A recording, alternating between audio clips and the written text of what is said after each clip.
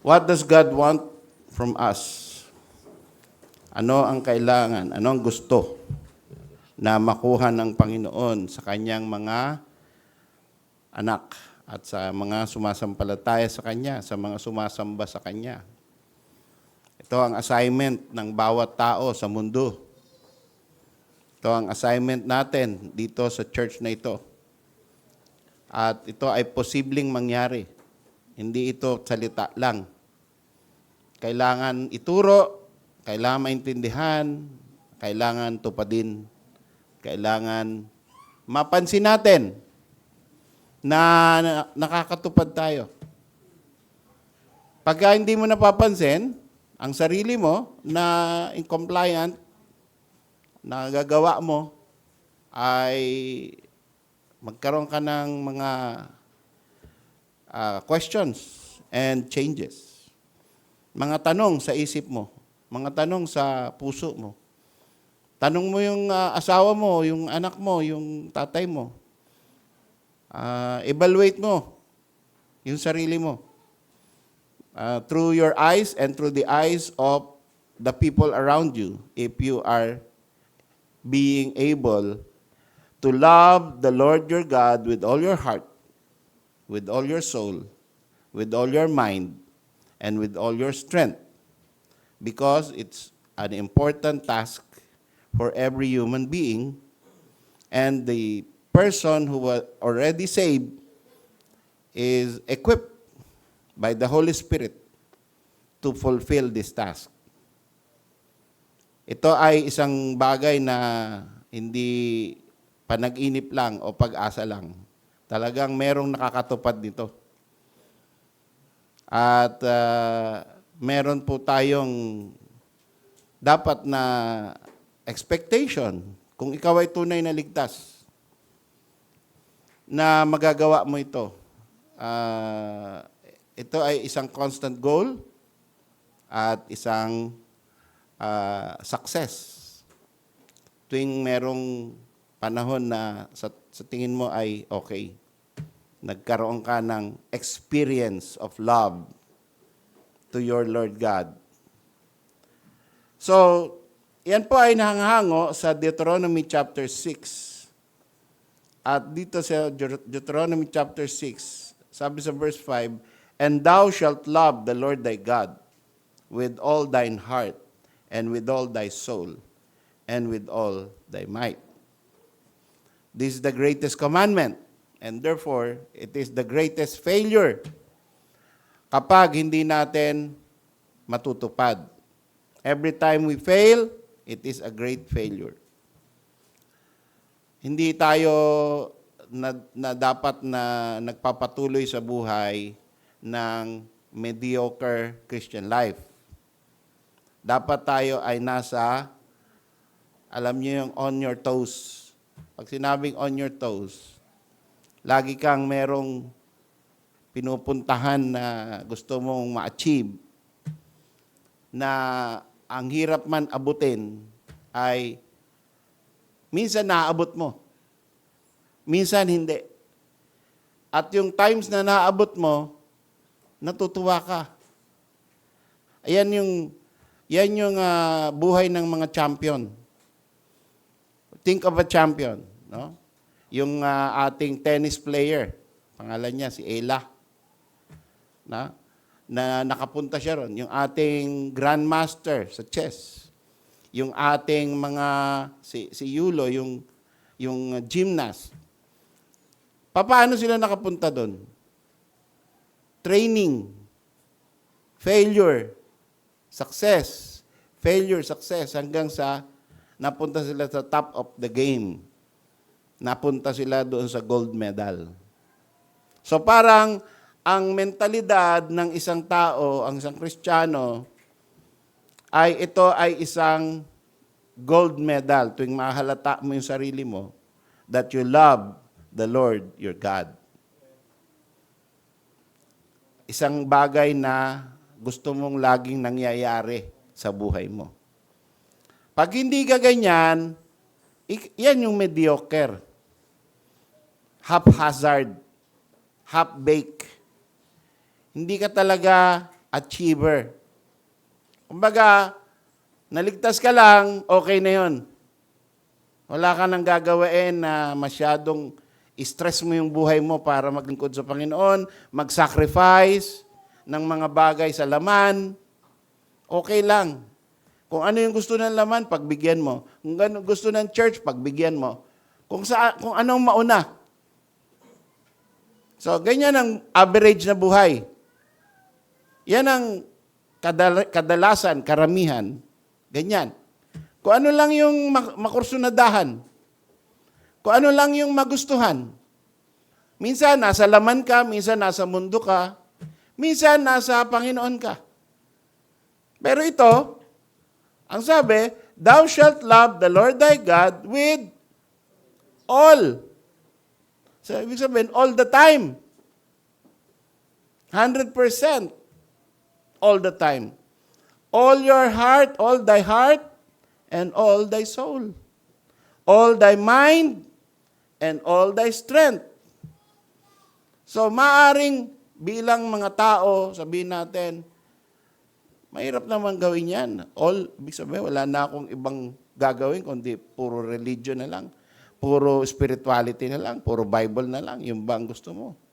Hindi na ako magre-rest, hindi na ako manonood ng pleasure, hindi na ako mag-enjoy sa mga outing. Ganun ba yan?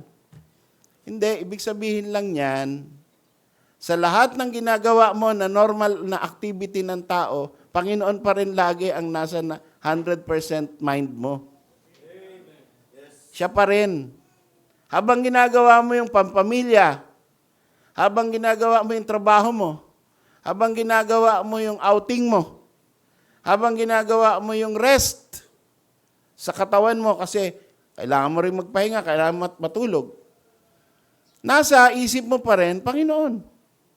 All thy mind. Ang Panginoon naman natulog din So, ibig ba sabihin, nung natulog ang Panginoon, wala na ang Ama sa isip niya? Diba? Paggising ng Panginoon, nirebuke niya yung mga disciples. Oh, ye of little faith! Diba? So, habang natutulog ang Panginoon, nasa mind pa rin niya ang Ama. At paggising niya, nagtataka siya, bakit alalang-alala yung mga disciple na parang mamamatay na sila. Kasama nila ang Master of Heaven and Earth. Paano nyo naisip na, di ba ang turo ko sa inyo, ako ipapako sa krus, tas mabubuhay na muli. Paano nyo naisip na mamamatay na tayo ngayon sa pagkalunod? Di ba? Of little faith yon. May tinuro na ako, ito yung future Tapos iniisip nyo, lulubog ang bangka natin. Lalamunin tayo ng alon. Napakawalang pananampalataya nyo naman. So even in the sleep, even in the cross, even in death, God, or the Lord Jesus Christ, was loving the Lord his God with all his heart, with all his soul, with all his mind, with all his strength. So therefore, isama natin lagi ang Panginoon sa lahat ng activities natin. Ganun lang naman yun At every time na makakalimutan mo ang Panginoon, balik mo. So, nag-fail ka sa araw na yon, nakalimutan mo na meron kang Diyos na nakakakita lahat ng ginagawa mo. Nagkaroon ka ng doubt. So, accept the rebuke and then go forward. Taas mo ulit yung awareness mo sa Panginoon. Ganun lang yan So, ano ba yan? Paano ba? How do you love God as prescribed? The first thing, sa verse 6, ng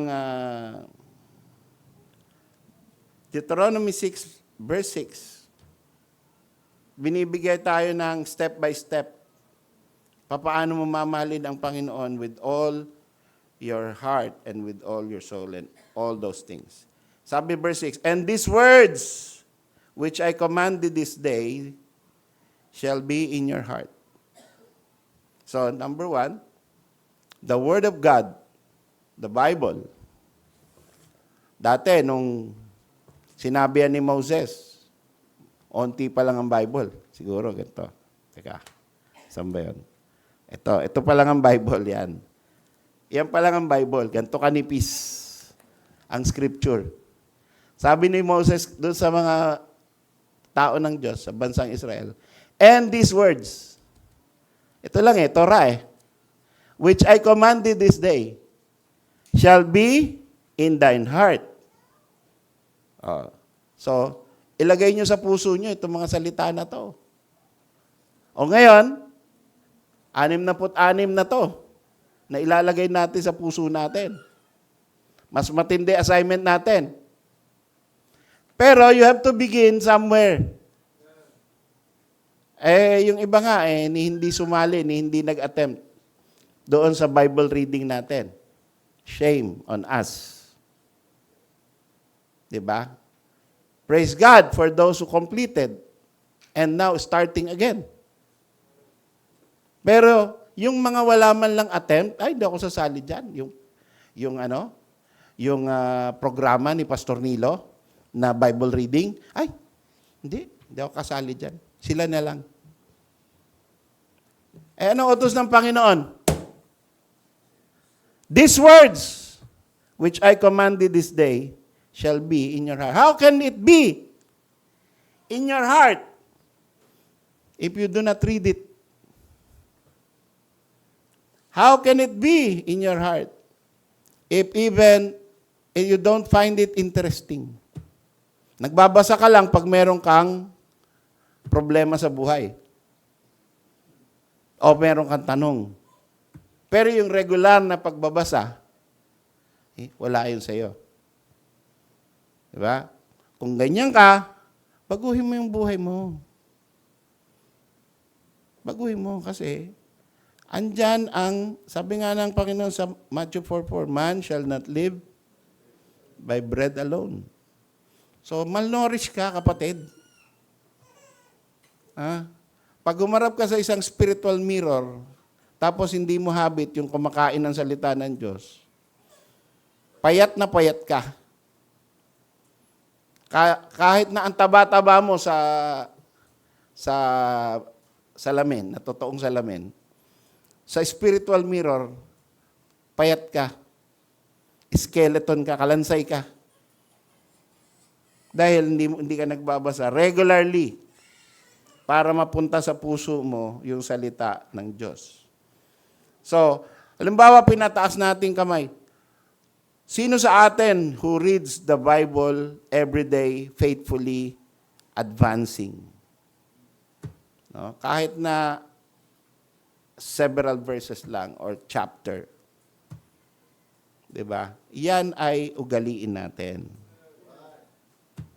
At kung wala ka pang ugaling ganyan, umpisahan mo na ngayon. Mamayang gabi. Sige Lord, I was rebuked. Kanina sa preaching, I was rebuked. So I will start. Yun ang gusto natin. Gustong ipagawa ng Panginoon. What does God want from you? Read His Word. Regularly. Faithfully. And then, put it in your heart. Hindi lang nagbabasa ka, tapos, nakabasa ka na. Put it in your heart. Is the Bible already in your heart? Makaka-quote ka ba? Yung heart mo, nagko-quote ba sa'yo? Every time na merong problema sa buhay, ang unang nangyayari sa isip mo ay sinabi ng Panginoon ganito. Sinabi ng Panginoon ganyan. Kaya ito gagawin ko. O ang naunang pumasok sa isip mo ay yung sinabi ng nanay ko. Sinabi ng tatay ko. Yung sinabi ng teacher ko. Anong naunang mag-introduce sa'yo ng idea? para sagupain ang mga trahedya o mga problema sa buhay. Sinabi ng kapitbahay ko. Sinabi ng TV. Sinabi nung nabasa ko. Minsan nagko-quote tayo ng magagandang quote. Mga atheist pala yung mga na-quote natin. No? Ang ganda kasi nung sinabi Minsan napipighati ako no. Kasi nakakabasa ako ng mga sinishare ng mga tao, ng mga member ng IMOS.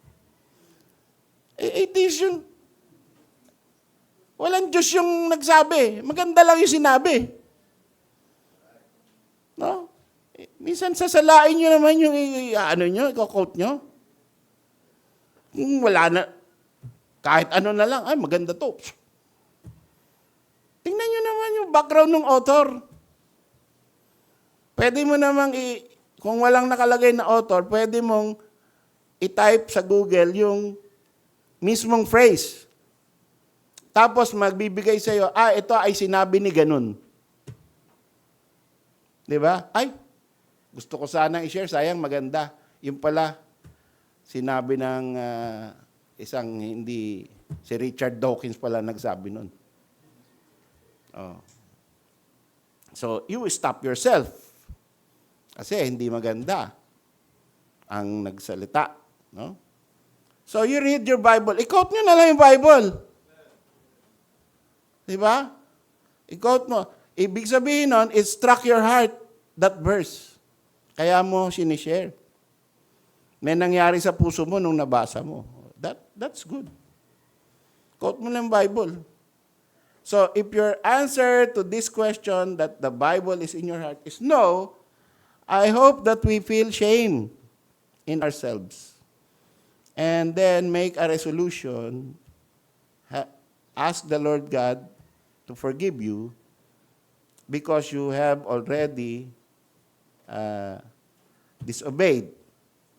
Thou shalt love the Lord your God with all your heart. At sinabi niya, ito gagawin mo so that it will be in your heart. These words which I commanded this day shall be in your heart. Verse 7 of Deuteronomy 6, and thou shalt teach them diligently unto thy children. I found out, dati, nagkakaroon kami ng arnis, no? Nung high school ako. We have an arnis. Alam niyo arnis, yung kaya yantok na nabibili sa Quiapo ilalim. No? Nagpa-practice kami niyan. Pinapalo na ganyan. So, nung nag-aaral ako, tinuturuan ako ng instructor, mabagal. Pero noong gumraduate na ako sa arnis, tapos pinili na ako na nagtuturo din, mas mabilis ko nang matutunan. Kasi ikaw na nagtuturo Kailangan practicein mo Ganon din sa practical electricity. Noong kami ay tinuturuan, parang, sige, pang-exam. Sasauluhin mo para maka-exam ka, pumasa ka. Pero nung ako na nagtuturo sa Guzman, medyo mas iba na yung dating ng knowledge about practical electricity. Kasi it becomes part of my life. And even sometimes, because I make a lesson plan, sometimes wala nang lesson plan, kaya ko na ituro. So ganun din yan, strategy ng Panginoon. Sa verse 7, thou shalt teach them diligently unto thy children. So find somebody to teach. Kung wala kang anak, o tapos ka ng mga anak at malayo na yung mga anak mo, ganun pa rin. Maghanap ka pa rin ng tuturuan. Diligently. Kung ikaw bata pa, maghanap ka ng tuturuan. No? Maghanap ka ng tao na makikinig sa'yo. At turuan mo siya tungkol sa salita ng Diyos. At alam mo anong mangyayari? Habang nagtuturo ka, napupunta lalo sa puso mo yung itinuturo mo. Ganun yun. No? Kasi pag ikaw lang nakikinig, you learn something. Pero pag tinuturo mo na, you have to learn more. And you have to make it heartfelt. so that it becomes automatic. So that is a good way to learn and to put the Word of God in your heart. Teach them diligently to your children. So ito na ang susunod na number 2 assignment natin. Find somebody to teach the Word. Read the Word. And then after reading the Word, put it in your heart. And then after putting it in your heart, find someone to teach. Tuturuan mo. Okay? Yun ang sinabi ng Panginoon din. So you comply. Panginoon nag-utos niyan eh. Di naman ako eh. Huwag niyo sasabihin, assignment ni pastor sa amin. No. Assignment ng iyong Panginoong Diyos. Taga-mensahero lang ako. Taga-relay lang ako ng message. Pakinggan nyo. Pag di mo pinakinggan, bingi ka sa Panginoon. Number 3, teach them constantly, consistently, intentionally, all the time. Sabi ron, and shall talk of them. So the first part of verse 7 is, thou shalt teach them and diligently unto thy children. The second part is, shall talk of them when thou sittest in thine house. Pag nagpapahinga ka, ano ang topic of conversation? The Word of God. God, the Lord Jesus Christ. The best topic of all your life, the Lord Jesus Christ. Kesa yung tungkol sa kapitbahay mo, tungkol sa kamag-anak mo, tungkol sa buhay ng mga artista, tungkol sa politika. Ano? Eh, yung iba, walang ginawa, kundi, narinig mo na ba? Nangyari kay Cheese? Narinig mo na ba nangyari kay Trump at kay Elon? Hindi, imbis na sabihin, narinig mo ba yung yung tungkol sa tanong kanina na pre-trib, mid-trib? No? Turo mo pa nga sa akin yun.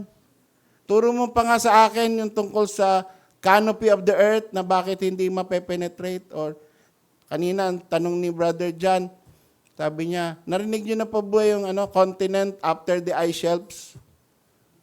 Di ba? Yan mabibigat na tanong. Eh sana, meron tayong mga ganong klaseng nakaka-challenge na tanong. Kaysa sa narinig mo na ba ano nangyari kay Vilma Santos? Di ba? So, hindi yung gandang topic yun eh. Pag-usapan natin, Panginoon. So, talk of them when thou sittest in thine house. Pag nagpapahinga ka. Okay? And when thou walkest by the way. Abang naglalakad-lakad ka. Oh. And when thou liest down, paghihiga ka na. Yung pa rin nasa isip mo, Panginoon. Yun ang favorite na resting topic mo. And when thou rises up, paggising mo. So, God-centered ka in all the aspects of your life. That is the way that you love the Lord thy God with all thy heart, thy soul, thy mind, thy strength. That is how you prove to yourself, may pag-ibig ako sa Panginoon. Kasi nahalata ko yung sarili ko eh. Wala akong ibang topic kundi Panginoon eh. Pero pagka mas madami ang topic tungkol sa pera. Di ba? Tungkol sa food. Mas maraming ang topic tungkol sa kare-kare. At iba pang mga pagkain na latest ngayon. No? Kino-compare mo yung mga restaurant. Kino-compare mo yung mga prutas. Kino-compare mo yung mga kung ano-ano.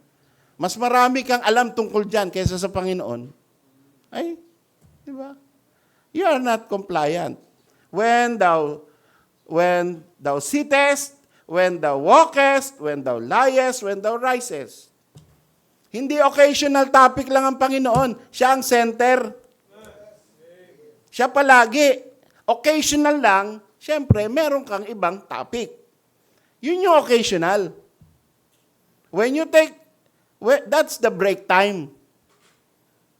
Pero ang center ng topic mo, Panginoon. That is how you show to yourself and to the world and to the church and to the Lord that you love Him. Verse 8, thou shalt bind them for a sign upon thine hand, and they shall be as frontlets between thine eyes. And thou shalt write them upon the post of thy house and on thy gates. So, ang application nito, meron ka bang mga Bible verses sa mga notebooks? Yung mga estudyante, uso pa ba notebook ngayon? Yung iPad mo, yung laptop mo, yung PC mo, yung cellphone mo, ano ang screensaver niyan? Ha? Pag binuksan ba yan, habang kayo ay ano makikita? Ragnarok? Ha? Ano makikita? Mga favorite na screenshot, movie. Iron Man? Ano makikita? X-Man? O yung paborito mong kung sinong artistang maganda o handsome? No? So, di ba? Bible verse. Hindi yung picture ni Jesus, di tayo naniniwala doon. Di ba? Hindi. O Mary. Hindi yon. Kundi, Bible verse. Yung sabi rito, yung salita daw ng Diyos, bind them for a sign upon thine hand, and shall be as frontlets between thine eyes, and write them upon the posts of thine house. Yung mga poste mo, lagyan mo Bible verse yan. Diba, makikita natin sa mga typical, dito dati, no? Pero ewan ko, kung merong mga ganyang kwarto ng mga teenager natin, na yung kwarto natin punong-puno ng mga posters ng games, sports, artista, no? Sa mga imprenta, ang uso dyan yung mga kalendaryo ng mga nakabold. Di ba? But, lahat ng mga imprenta, katabi ng makina, kalendaryo, nakabold. Ayun. Tapos tinitingnan na, inspirasyon niya yun habang nag-imprenta siya. No? So, ano ang laman ng kwarto mo? Ano ang laman ng notebooks mo, ng diary mo? Ano ang laman ng mga poste sa bahay mo? Palitan. Gawin mo Bible verse. Para tuwing titingin ka sa kitchen, makikita mo ang mga salita ng Diyos. Ano ang music sa paligid ng bahay mo, sa sasakyan mo? Ano ang music? Pag inon mo na yung sasakyan, ano ang tutunog? Christian music? O worldly music? Diba? Ano? Yan ay, ibig sabihin, ano yung hilig mo? Diba? Minsan, mapapahiya ka, no? Lalo na naghatid ka ng member ng church. Pagbukas ng sasakyan, ang tutunog yung mga kanta. No? So, ayoko magbigay ng example kasi mahirap. Pero yun ang sinasabi. Na? Pagka ikaw naglalakad, umihiga, tapos it is between your eyes and pati yung gate mo, bago pumasok yung tao, this house belongs to a Christian home. Belongs to a Christian family. Diba? Tapos may verse ka doon. As for me and my house, we will serve the Lord. Yun. Diba? Ganda nun, di ba? Bago pumasok ng pintuan, kakatok pa lang, As for me and my house, we will serve the Lord. Maganda yon. It speaks well about who is living in that house. True Christian. Hindi yan pampalayas ng mga masasamang spirito. Huwag niyong gamitin niyang, ay magbe-verse ako para hindi pasukin ng masamang spirito. Hindi bertud yan. No? Kundi yan ay palatandaan na mahal mo ang Panginoon. At yun ay kailangan, dahil yun ang sinabi sa salita ng Panginoon. Pinrescribe na nga niya kung anong gagawin natin. Hindi pa rin natin ginagawa. Sabi pa ng verse 14, Ye shall not go after other gods of the people which are round about you. So ito, pwede nating apply.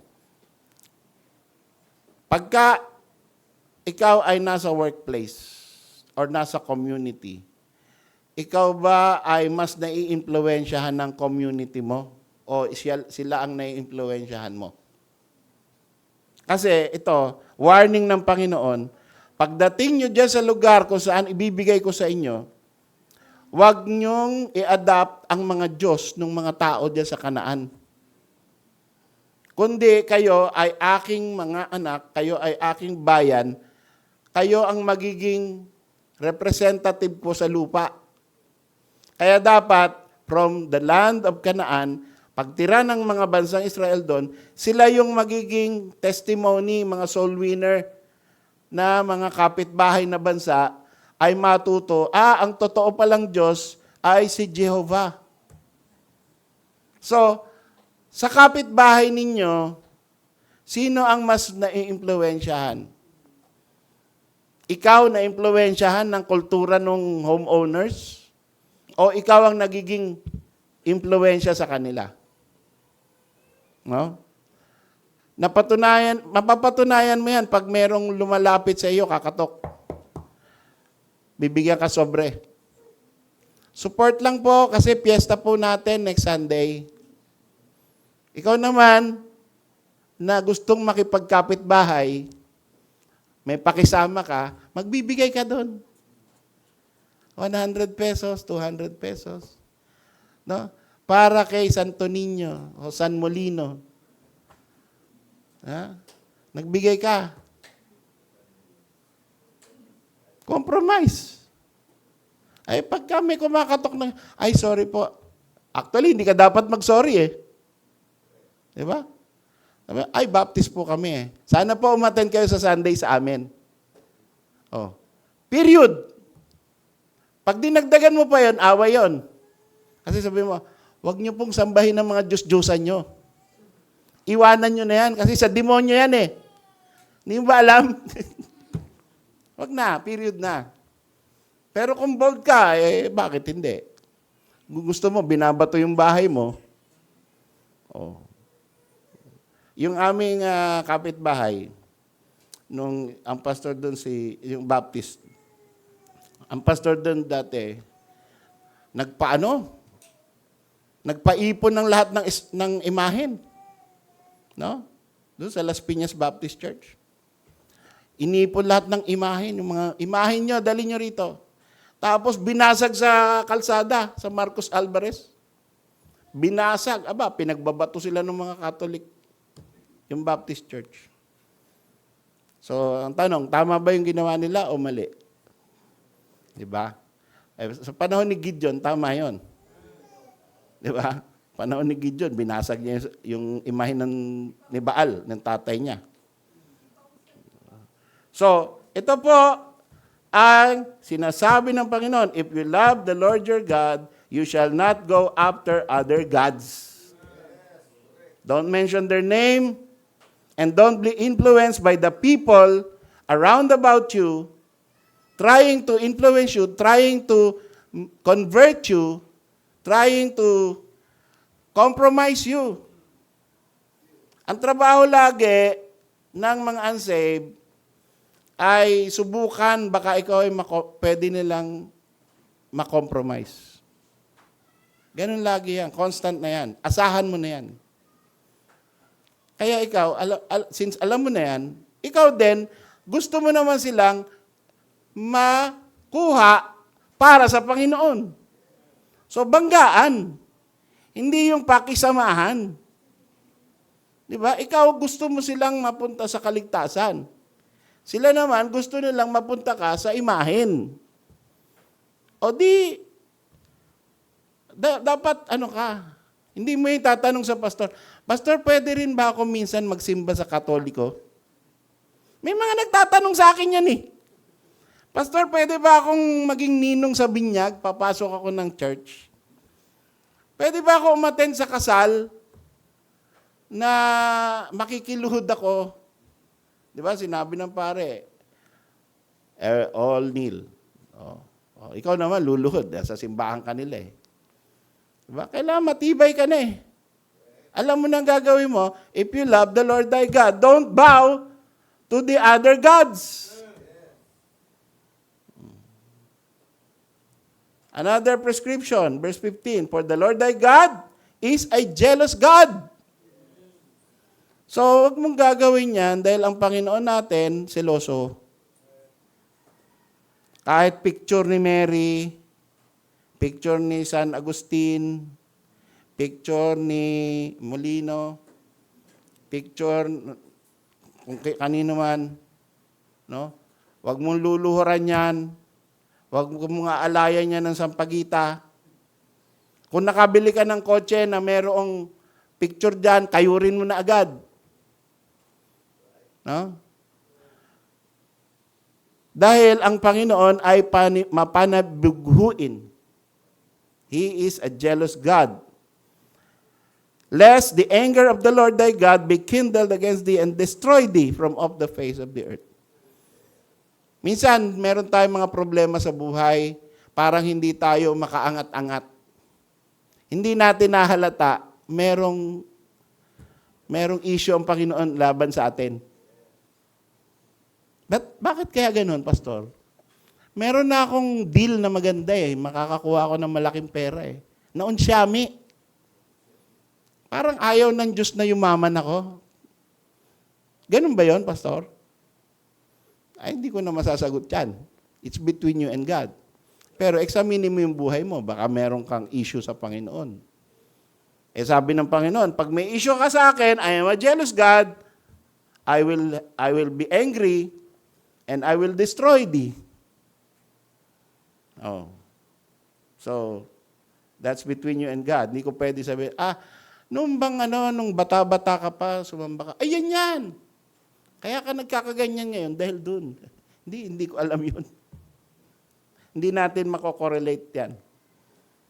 Pero sabi ng Panginoon, you shall diligently keep the commandments of the Lord your God and His testimonies and His statutes, which He hath commanded thee. And thou shalt do that which is right and good in the sight of the Lord. So mga kapatid, tapos na tayo. It is important even for us who are New Testament Christians, us who are Baptists, to love God. Dahil ito ang sinabi ni Paul sa atin sa New Testament. 1 Corinthians chapter 16, verse 22. If any man love not the Lord Jesus Christ, let him be anathema. Accursed. So, talagang merong hindi magandang mangyayari. Doon sa Kristiyano na ligtas na. Hindi nawawala kaligtasan. You're saved by grace. Pero kung ligtas ka na, mahalin mo si Kristo na nagligtas sa'yo. Dahil kung hindi mo mahal ang Panginoong Kristo, sabi ni Paul, let him be anathema. That is what will happen. At to give you a closing verse, 2 Thessalonians 3, verse 3 to 5. Let's all read.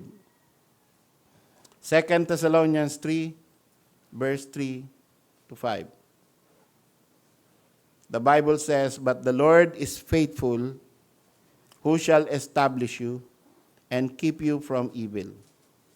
And we have confidence in the Lord touching you, that you both do and will do the things which we command you, and the Lord direct your hearts into the love of God and into the patient waiting for Christ. Tayo po'y tumayo.